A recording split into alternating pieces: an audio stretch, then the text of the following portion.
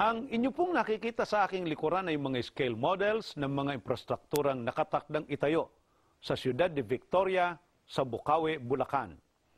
Kapilang dito ang Philippine Arena na itinuturing na magiging world's largest arena.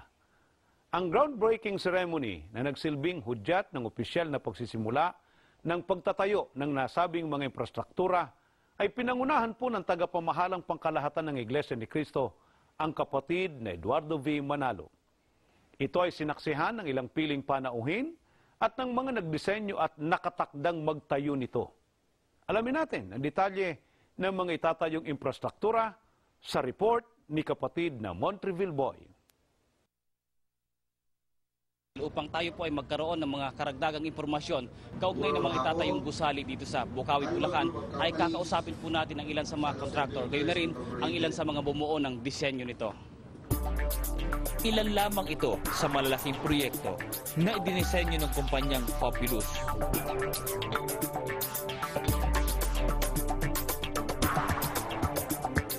Sa groundbreaking ceremony ng Philippine Arena, si Mr. Andrew James ang kanilang representative.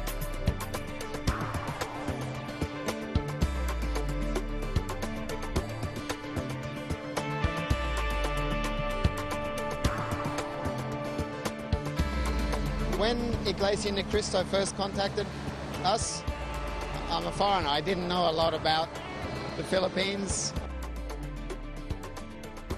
It's such an ambitious project and so unusual. And I think it'd be great. I think it'd be really exciting. You know, no one's done this before. So no one has designed 50,000 seats in a bowl. I want to go and see what it feels like to look around and see that many people all sitting down.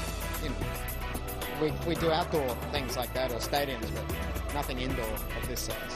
Para mas madaling maunawaan kung gaano kalaki ang Philippine Arena, doble ang laki nito kung ikukumpara sa pinakamalaking arena sa Estados Unidos. Gayon na rin sa Europa na nakapaglululan lamang ng mahigit sa 20,000.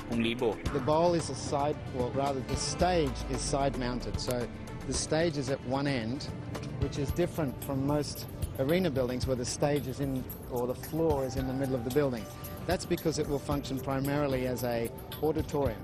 So everybody will be focused on one point in it, rather than on a game and all around it. And in an auditorium, the speaker tends to always face one way. Whereas in a sports game, the game is happening all over the place. So that's the first thing. You see the seating bowl here? That's 50,000 people. As I said before, it's twice as big as the next biggest seating bowl in the world. Plus, it's one-sided. So it will be totally unique in terms of viewing, in terms of size, in terms of atmosphere for indoor events. Then the floor area that you see there, that needs to be big enough to cater for tennis, basketball and gymnastics, so that this building can be used if the Philippines chooses to bid for say a Southeast Asian Games or an Asian Games. This building could be one of the key features of the bid for that game. It may even be used for an opening or closing ceremony as well. It's likely to be the biggest building that the Philippines has. Katulad ni Mr. Andrew James, malaki rin ang bahaging gagampanan ni Mr. Chris Sparrow.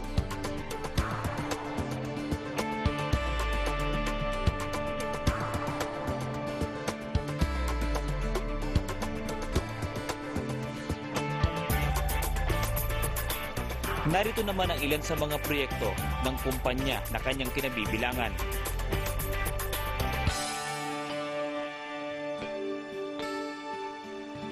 This will be a magnificent project that we are going to construct here, and Bureau Happold is honoured and privileged to be a part of this construction. The roof will span some 160 metres, which is about 1.5 soccer pitches. I don't know if you play soccer, but it's about 1.5 soccer pitches. The roof will contain 9,000 tonnes of steelwork. All the steelwork will be brought here from outside of the Philippines, probably from Korea. It will be assembled here on this particular site in bits, and then will be erected up to its final position 60 metres up in the air from where we are now standing. So about 15 stories high. So it will be a major building. The building will be founded on piles. The piles are now being constructed. They will be taken down to a firm stratum, so the building will be safely founded on pile construction. One of the biggest challenges we found on this particular project was designing for earthquake loads. The earthquake, as everybody knows in the Philippines, is a very big force, and we'll be designing this building for about a third of the dead load of the building. We will be designing for horizontal loads for the building. The building will be fully air conditioned. The average temperature will be 25 degrees centigrade, which is world-class standard for comfort this particular building. Sa pagsasakatuparan ng malaking proyektong ito ay katuwang ang Hanwha Engineering and Construction Corporation sa pangunguna ni Mr. Yung Chung Kim.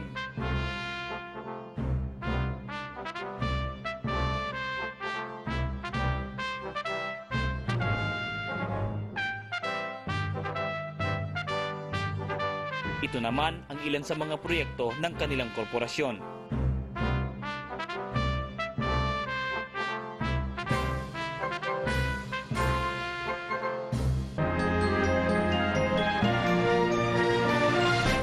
Since its establishment in 1962, Hanwha Engineering and Construction Corporation has played a key role in Korean construction industry and has achieved an impressive track record encompassing experience in engineering and construction of large-scale civil work, wide range of plant work, intelligence building, housings, and mixed-use planned community development work. Sa pagtutulungan ng mga kilalang kumpanya at korporasyon sa larangan ng pagtatayo ng malalaki at kilalang istruktura sa iba't ibang panig ng mundo, inaasahang magiging maayos, mabilis, at maganda ang pagkakagawa ng Philippine Arena. I think it's a fantastic team that we're involved in, and I really look forward to making this a world-class project. The world's largest arena project, accommodating 50,000 persons, is a challenging one. And taking our experience worldwide we have gone through, I believe we can do the best job for our client. In conclusion, I just want to say it's probably the most exciting and ambitious project that we know of in Asia. It's certainly the largest building of its kind. And the fact that it will be the centerpiece for a whole new city, a whole new community, makes it one of the most important buildings. It would possibly be the largest and most important building in the whole of the Philippines for the next 10 years or more. Yan po ang ilan lamang sa mga detalye ng itatayong mga gusali ng Iglesia ni Cristo dito sa Bukawi, Bulacan. Balik po sa inyo, kapatid na Arnel. Maraming salamat kapatid na Montreville. Kabilang po sa mga dumalo sa groundbreaking ceremony ay ilang opisyal ng pamahalaan. Bukod sa mga local government officials, ay sumaksi rin ang ilang miyembro ng Kongreso ng Bansa. Kinapanayam sila ni kapatid na Jun Miranda at narito po ang kanyang pag-uulat. Na-reclassify para sa ganitong mga proyekto. Ang Bukawi nasa puso ng lalawigan.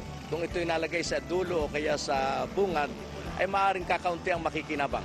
Pero yung pagkakalagay sa sentro, kung anumang kaunlaran, ang daloy nito'y anlikwak ay tutungo sa kabuuan ng ating lalawigan. Itong NLEX, half the population pass through here all the time, di ba? Papunta sa norte. It will be a phenomenal structure, edifice, and development on its own. Ito pong Iglesia ni Cristo, kilala po naman natin. At kanina po nabanggit na magpapatayo po dito ng eskwelahan na para po sa lahat, hindi para sa kanila lang. At yung pong ospital na sinasabi din na dito tatayo. Naniniwala po ako na marami pang establishment na matatayo. Nangangarap kami na magkaroon ng ganitong proyekto rito. Pero ito'y kumbaga pangarap. More than just ambitious, it is historic.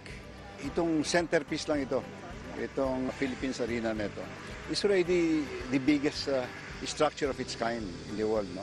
Na yun, it takes, naisipin mo pwedeng gawin pala rin sa atin yun at meron tayong kakayahan na gawin. Para sa akin, that is a colossal decision. Sabi ni Ka Eduardo, matagal na naiisip yun.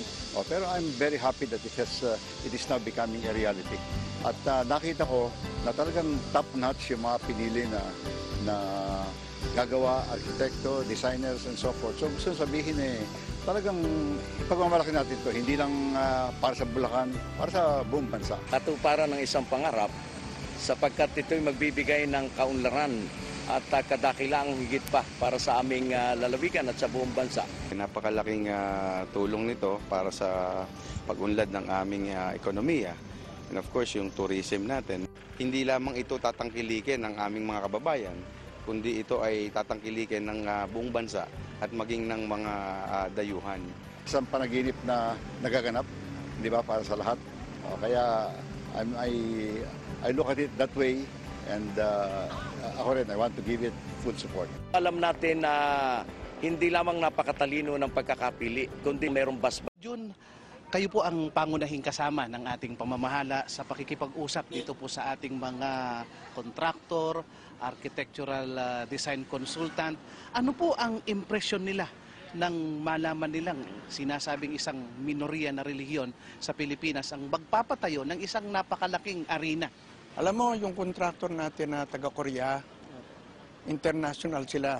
Yung ating gumawa ng design, yung Papulus, taga-Australia, at yung ating structural engineer, taga-United Kingdom, ng mga kausap namin yan, hindi halos sila makapaniwala na itong isang minorya na dati, una, hindi sila makapaniwala na naging pambuong daigdig ito. Akalain mo, sabi nila, bakit naging 98 countries and territories all over the world na? At nang sabihin ko na papagawa tayo ng isang dome na malaki na 50,000 capacity, magpapagawa tayo ng ospital na 330 bed capacity, magpapagawa tayo ng sports complex. Dito sa lugar na ito, sabay-sabay, nagulat. Sabi nila, kahanga-hanga ang iglesia. Sabi nila, paano nangyari? Sabi ko, itong katunayang may Diyos ang iglesia. Kung wala ang Diyos, kung wala ang tunay na pamamahala, hindi mararating ng iglesia ang kaluwalhatiang ito. Alam mo, nung marinig nila yan, naging interesado sila, alamin ang doktrina nito. Kasi nag-research po sila? Nag-research sila. Kasi napunan nila, ba't yung mga iglesia katolika, yung ibang reliyon, tinatamlayan na ng pagsimba. Ay, wala na raw sumisimba.